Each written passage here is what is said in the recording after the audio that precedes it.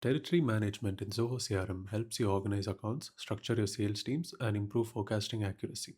In this video, we'll walk through how it works and how to set it up effectively. Territory management allows you to segment and distribute customer accounts based on predefined criteria. It's essential for organizations with regional teams or complex sales structures. Key benefits include managing complex hierarchies, forecasting more accurately, planning resources effectively, and ensuring strong market coverage across every region. Before setting up territories, define your segmentation criteria, identify measurable goals for each region, and decide which teams will manage each territory. To get started, go to Setup and click Territory Management. This is where you'll build and manage all your sales territories. Click New Territory, name your territory, assign a manager, and grant user access as either read only or read and write. If it's a sub-territory, choose the parent territory. Add criteria that define which accounts belong to that territory. For example, a territory named Australia may include all accounts where the shipping country is Australia. Once territories are created, assign accounts by searching a custom view and running the assignment rule. Zoho notifies you by email once the update completes. You can then view accounts by territory in the accounts module. Use the forecast module to set targets for each territory. You will see pipeline values,